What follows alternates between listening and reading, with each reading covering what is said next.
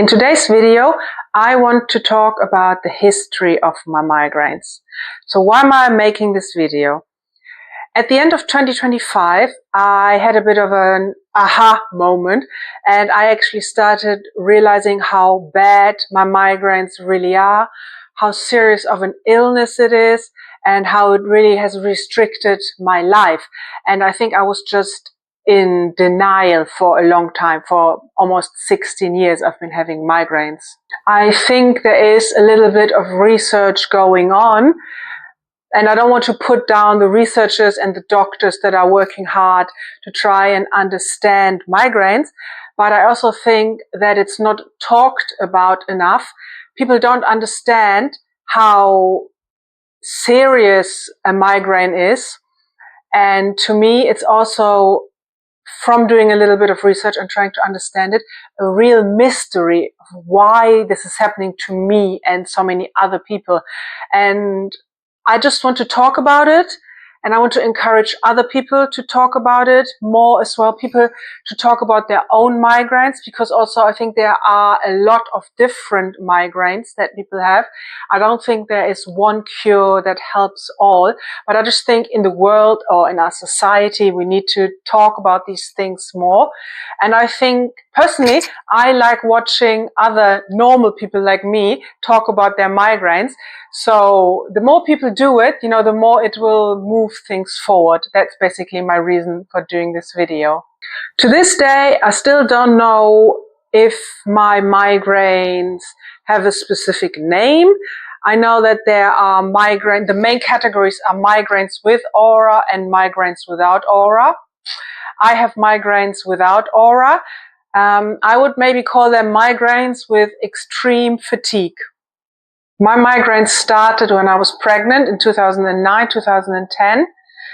And because of that, I can rule out they're not genetic and they're not hormonal.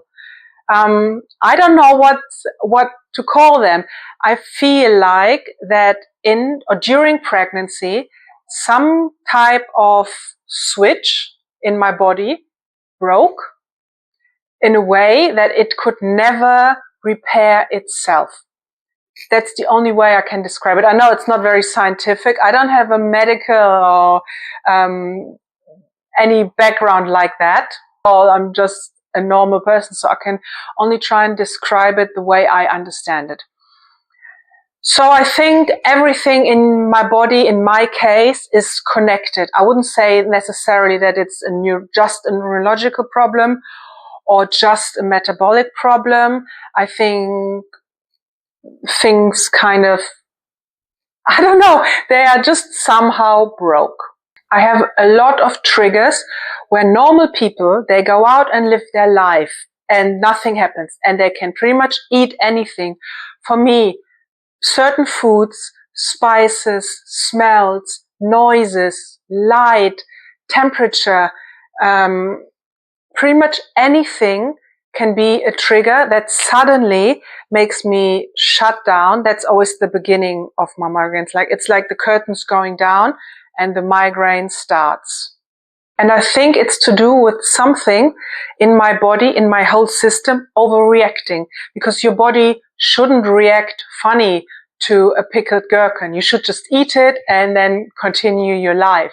But my body, for some reason, can't do that. Another tricky thing about me and my body is that when I'm healthy, like right now, I feel good, but I feel 100% good.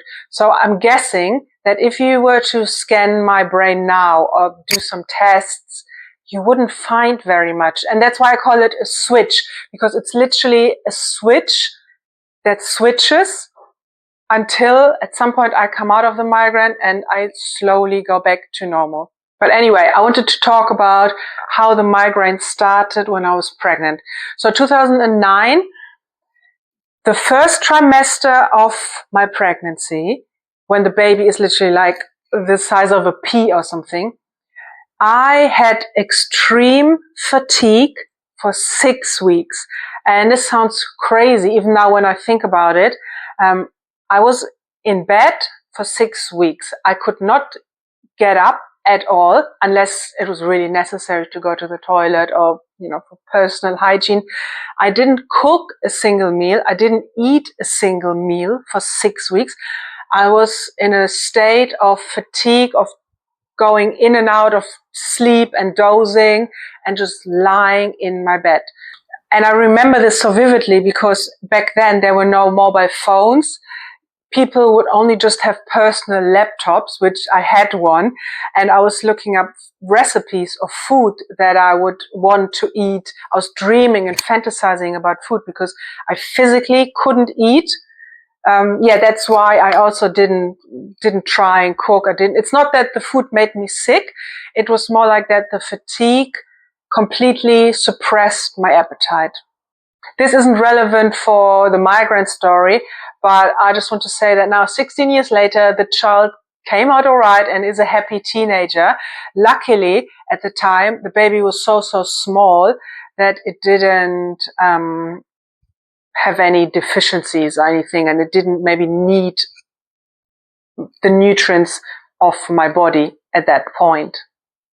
I also don't remember taking supplements or anything. It was just not, it was just the beginning of the internet back then, the beginning of sharing information. So I didn't know what to do, what to take. I wasn't well enough to go to the doctor. What would the doctor say anyway? Even now, 16 years later, they don't really have any particular good advice for when you're fatigued. But when I think back to that 6 weeks now, and I'm not exaggerating because I remember it, I occasionally try to eat a cracker with butter. I could maybe have cups of tea. I could drink water, but I had no solid meal in 6 weeks, and I was just lying in bed getting skinny. And I don't know where that came from. So that was the beginning.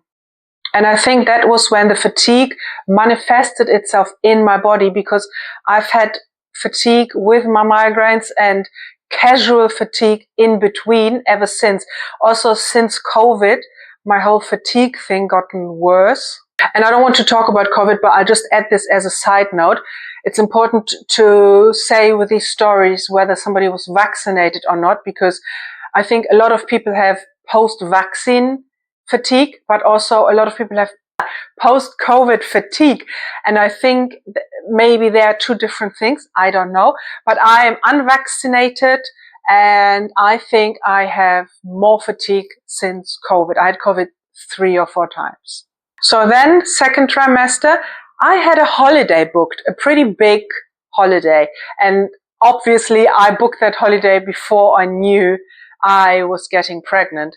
And for some reason, while I had this fatigue, I did think, oh, it'll have to go away. Nobody is fatigued for 9 months. You would die, the baby would die. You could not sustain that amount of not eating. So I thought, okay, well, this has to go away at some point. And then luckily it did. From second trimester onwards, pregnancy went pretty well. I didn't have any problems, not that I remember. I could eat, I traveled, I went on my holiday, I ate a lot of food, so the baby could grow and everything was fine. I didn't have any migraines during the pregnancy. Oh, and I also didn't have any migraines during that first trimester. It was pure fatigue, but no headaches and no other pains. It was just weakness and vegetating, and it was crazy if I think about it. So then baby was born. As soon as I was not pregnant anymore, the migraines started. And back then, the only thing that changed is that back then I had more pain. They were really painful. Nowadays, I have less pain, but more random bad days in between. So a proper migraine, when I get them, they start always late afternoon, evening. Usually it's the evening, maybe I start getting tired from 5, 6 p.m., 7, and then all of a sudden, it's like a curtain closes like that. It's as if there was a curtain inside my brain and it closes. And straight away, within 10 minutes, I have to go to bed. And for the longest time, I had this denial that I think, oh, I'm feeling a bit weird. I'm just going to go to bed for an hour or so and then I'll be fine. It's so weird to even think that over and over every time. So anyway, I go to bed. I go to sleep pretty quickly. I feel it's not, so the pain is more like, it starts like a bit of a headache, around here. And then sometimes it gets worse. What I've been having recently quite often is that one of my eyeballs starts feeling like it's swollen or inflamed, and the pain pulls itself up on the side of my head and into my jaw, into my teeth. So it feels like I'm having a toothache, even though I don't, when I don't have a migraine.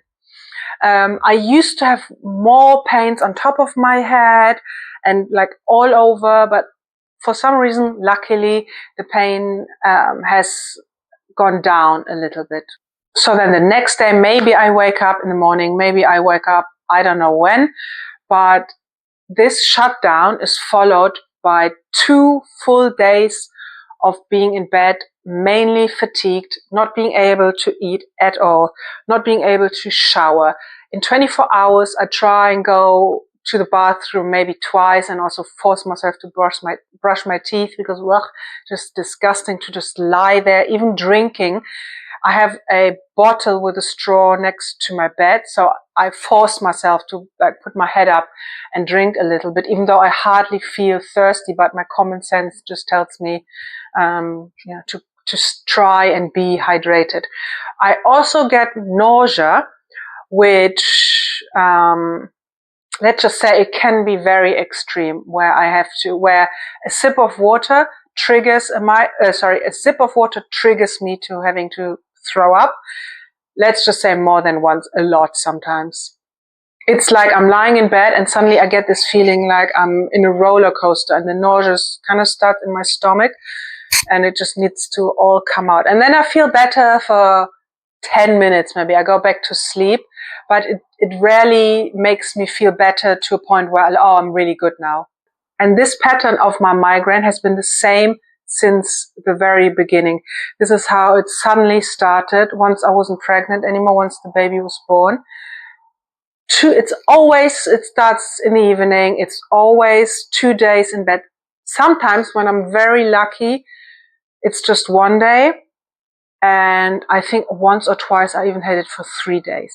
But let's just say usually it's 2 days, extremely fatigued and dead and kind of, I don't know how to describe this feeling because it's not that much of a head pain as I described, but I just feel extremely bad, like my body feels bad. Funnily enough as well, mentally, I've always been good throughout, during the migraine, after the migraine, and I think it has to do a little bit with the fact that my brain completely shuts down during the migraine. I have no thoughts. I have no feelings. It feels like I'm dead. I don't exist. And maybe that has kind of, in a way, protected me from developing mental health issues because I don't think about it too much, because when the migraine then after 2 days starts going down, I know when the migraine is getting better, when I can eat a little bit. So what I used to do is maybe on the second night, I lie in bed, I have my eye patch on, my earplugs, everything. I'm in the total dark and I start putting a few crisps in my mouth, like 5 crisps, and I start chewing them and I think, oh, this is so good to eat, to have something to eat.